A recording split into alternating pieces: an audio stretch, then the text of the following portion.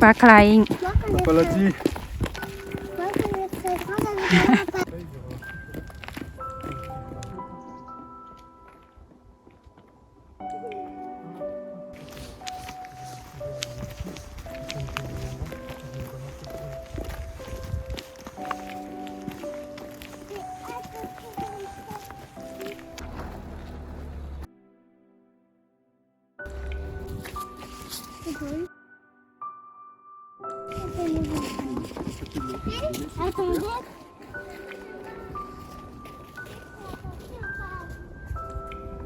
Comment ça existe les cailloux?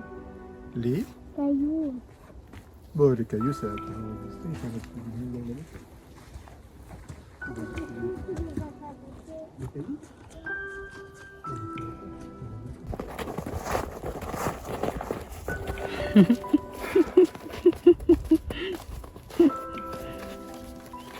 กูรัก Non.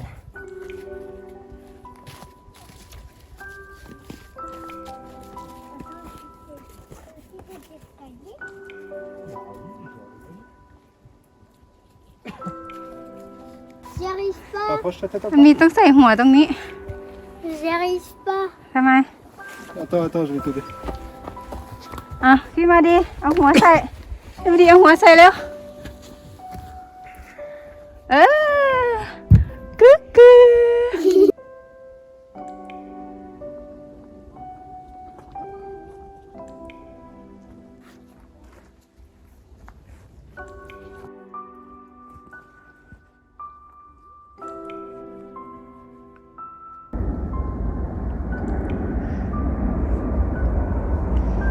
โอ้ยหนูมีน้ำแข็ง เจอน้ำแข็ง เจอมาจากไหน ไปดู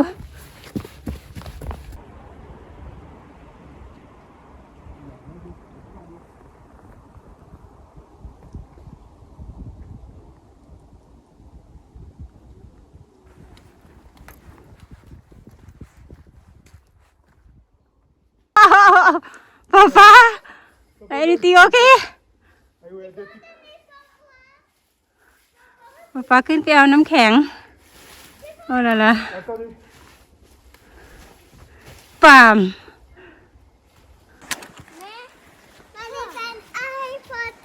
ไหน แฮร์รี่พอตเตอร์ โอ้ย Ce n'est pas une wise mais เหรอคะมาโชว์สิคะว้าว ก็คือตัวใหญ่ ตัวใหญ่มาก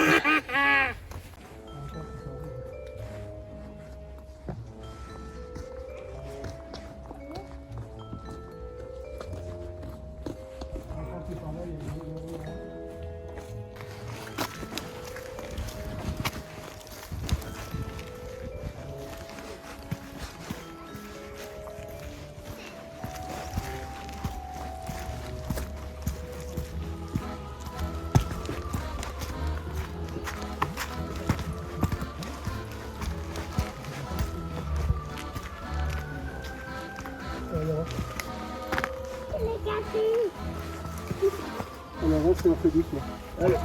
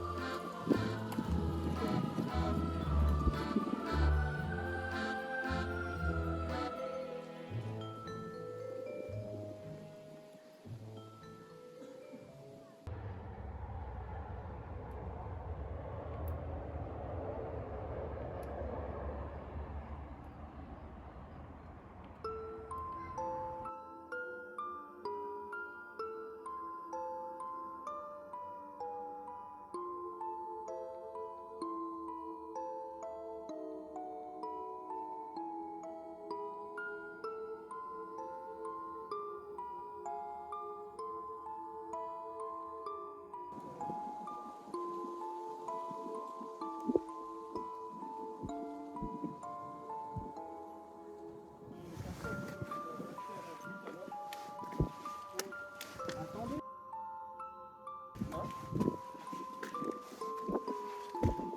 I just say we will go next to the castle for cover for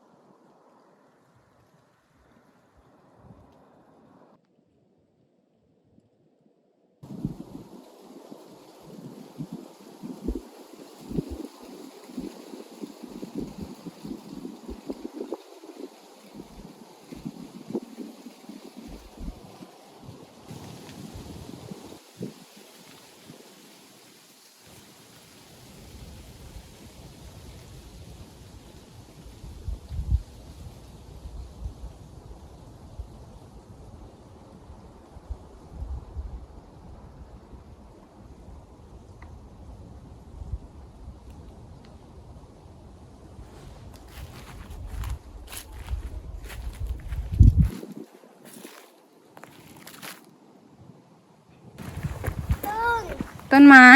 ต้นไม้กับตา มีตา มีตาและปาก กับจมูก นะคะ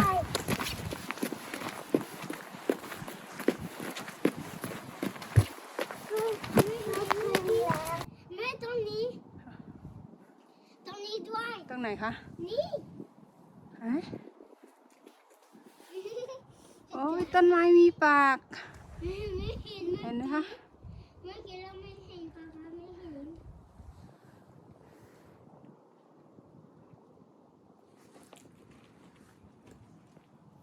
มันมีมือด้วย นี่ เฮ้ย ต้นไม้มีปาก เฮ้ยวันนี้มาเป็นอะไร แสดงว่าเขาพูดได้ สีแดงด้วย ให้นกกินหรือเปล่าลูก บ้านเด็ก บ้านนกลูก แม่ ฮะ เราจะไปดู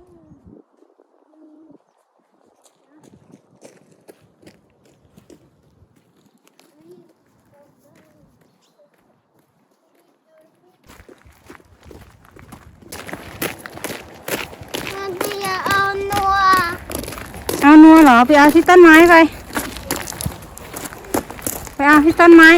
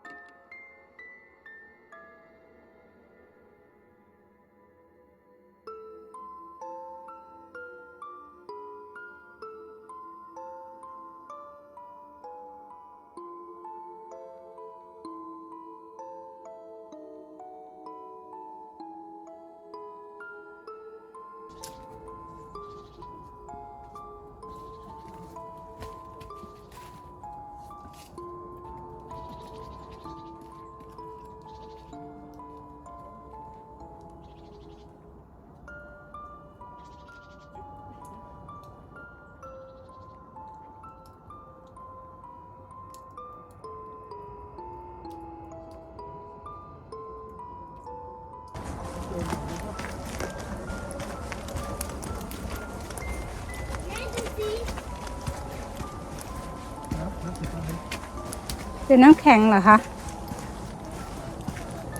อืม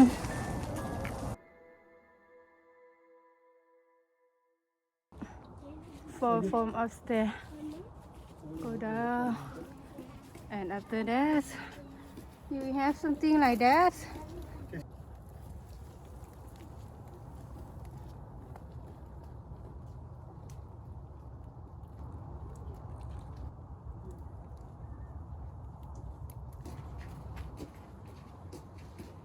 Où est-ce que t'as vu ça alors? Sally, arrête ça. Mais Laisse-moi même pas s'envoler. Sally, remonte là. Sally, tu reviens sur le côté. Près du mur.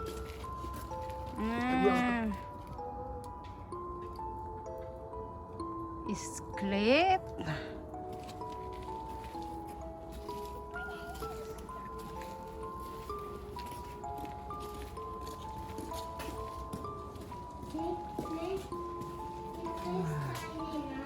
ว้าวอะไรนะลูกไหนพินเซสอยู่ไหนเหรอคะเขาพินเซสเอาไว้ในไหน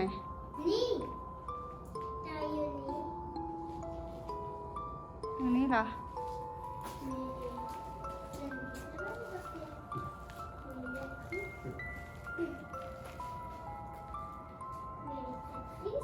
นี่ใช่ไหมคะ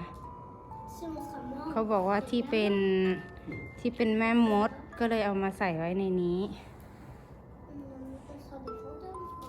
นี่คือที่มาของเขา และนี่คือถ้ำที่เขาเก็บไว้สมัยก่อน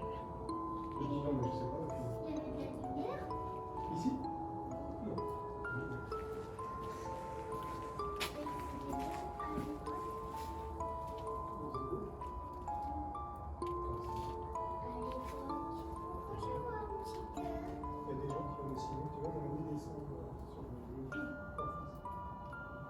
ตรงนี้ชันอันตรายมากนะคะ ตกลงไปได้นะคะแบบนี้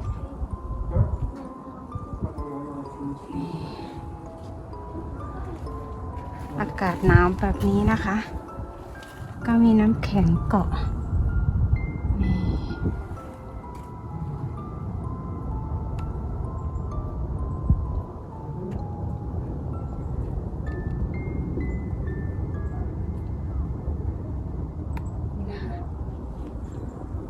ทางชันลงไปแบบนี้